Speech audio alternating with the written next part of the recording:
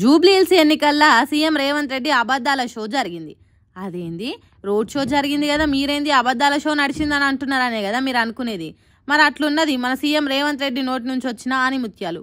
ఒక్కొక్క మాట CM note వస్తుంటే ముఖ్యమంత్రి పదవికి తెలంగాణ రాష్ట్ర ఖ్యాతికి ఎనలేని పేరు వస్తుంది కావచ్చు. ఇంకేంది late sir, CM Revanth Reddy sir, ఇక కానివ్వండి మీ అబద్ధాల షో. నేను ఒక మాట అడగదలుచుకున్న, ఈడున్న మా యువకుల్ని, 2 సార్లు ముఖ్యమంత్రిగా వాళ్ళ నాయన, 2 సార్లు ముఖ్యమంత్రిగా వాళ్ళ కొడుకు, 3 సార్లు ఇక్కడ బీఆర్ఎస్ ఎమ్మెల్యే గెలిచిండ్రు. ఇక ఏమనాలను మీరే చెప్పుండ్రి. సీఎం రేవంత్ రెడ్డి అబద్ధాల షో అనుకుంటే ఇంకేమంటారు. సీఎంగా తండ్రి 2 సార్లు ఉన్నాడట, తర్వాత 2 సార్లు కొడుకు సీఎంగా ఉన్నాడట. మాగంటి గోపినాథ్ 3 సార్లు బీఆర్ఎస్ పార్టీ నుంచి ఎమ్మెల్యేగా గెలిపించిండ్రట.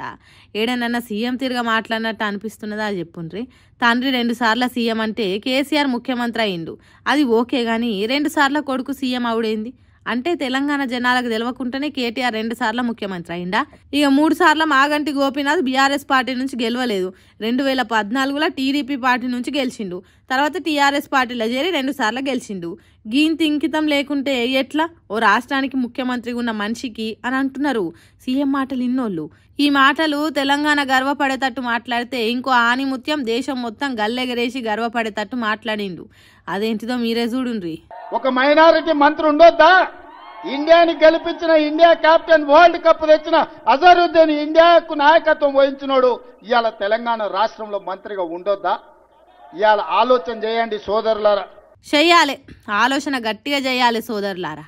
అజరుద్దీన్ ఎప్పుడు ఇండియాకు వరల్డ్ కప్ తెచ్చిండో ఆలోచన చేయాలి. ఇప్పటి వరకు మన దేశానికి 2 సార్లు వరల్డ్ కప్ వచ్చింది. ఒకటి కపిల్ దేవ్ క్యాప్టెన్సీలో, ఇంకోటి MS ధోని నాయకత్వంలో. మరి అజరుద్దీన్ హయాంలో ఎప్పుడు వచ్చింది అనేది మనకైతే తెలియదు. ఏమో దేశంలో ఎవరికి తెలియకుండా సీఎం రేవంత్ రెడ్డి సార్ ఒక్కరికి తెలిసేటట్టు వచ్చింది కావచ్చు. మరి లేకుంటేంది, నోరు తెరిస్తే అబద్ధాలు మాట్లాడేంది, వెనక ముందు ఆలోచన వేయకుండా అబద్ధాల ఎన్కౌంట్ చేసుడేంది. అరే ఏం మాట్లాడుతున్నాడు సీఎం రేవంత్ రెడ్డి అన్నట్టు రోడ్ షోకి వచ్చిన వాళ్ళే పార్షాన్ అవుతున్నారట. సీఎం మాటల సంగతి ఇట్లుంటే యోగి ఇక్కడ చూడండి.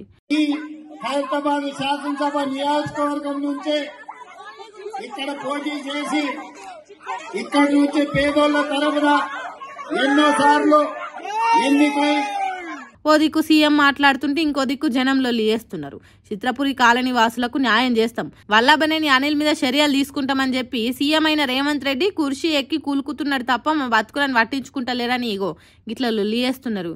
ఇగో గిట్ల సాగింది సీఎం రేవంత్ రెడ్డి అబద్ధాల show, sorry road show.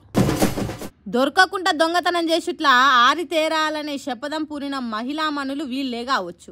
Dandupalem ముఠానే దడుచుకునే తట్టున్నారు. దొంగతనాలు చేసుట్లా మొగోళ్ళ పెత్తనమేంది, మేం చేయలేమా అనుకున్నారు. ఏమో 5 మహిళా మణిహారాలు పదురుకొని పక్కా ప్లానింగ్ తోని దొంగతనం అనే వృత్తిలోకి దిగిండ్రు. ఆటోలు వచ్చి అటాక్ చేసుడే వీళ్ళ పని కావచ్చు. ఆటో దిగుడుతోనే ఇంటి మీద దాడికి దిగిండ్రు. ముఖాలు గుర్తు పట్టకుండా ముసుగులేసుకున్నారు. చూడండి తాళం బలగొట్టేదానికి ఏ తిరగదాంట్లాడుతున్నారో. పాపం దొంగతనాలల్లో ఎక్స్పీరియన్స్ లేనట్టున్నది. తిప్పలవాడి దినికిండ్రు. అరే అందరం గేట్ కాన్నే ఉంటే ఎవరన్నా వస్తే ఎట్లనే రోడ్డు మీదకి పోయి అటు ఇటు చూడిపో అని ఒకళ్ళని పంపించిండ్రు. పిన్నీసులు పక్క పిన్నీళ్ళు ఎన్ని వెట్టి తిప్పినా తాళం రాకపోయేసరికి అక్కడ నుంచి వెళ్ళిపోయిండ్రట. ఇది ఒకటే కాదు, ఆ ఏరియాల షానిన్లలో ఇట్లాంటి ప్రయత్నాలు పట్టిడు అని విక్రమార్కుని తీరుగా చేసిండ్రట. రంగారెడ్డి జిల్లా రాజేంద్రనగర్ స్టేషన్ పరిధిలో జరిగింది ఈ మహిళా దొంగల విశ్వ ప్రయత్నము. షెడ్డీ గ్యాంగ్ తీరుగా, దండుపాలెం ముఠా తీరుగా పట్నంలో మహిళా దొంగల గ్యాంగ్ కూడా ఒకటి ఉన్నదని భయపడుతున్నారట జనాలు. మరి వాళ్ళు మారణ ఆయుధాలు ఏమన్నా మెయింటైన్ చేస్తున్నారో లేకుంటే కొంగుల కారం పొడి కట్టుకొని తిరుగుతున్నారో కానీ పబ్లిక్ను పరేషాన్ చేస్తున్నారు. పోలీస్ సార్లు జర ఈ లెవెలో ఎక్కడి నుంచి వచ్చిన గ్యాంగో తొందరగా దొరకబట్టి పబ్లిక్ పక్క మీద కంటి నిండా నిద్రపోయేటట్టు ఏయుండ్రని కోరుతున్నారు ఈ వీడియో చూసిన జనాలు.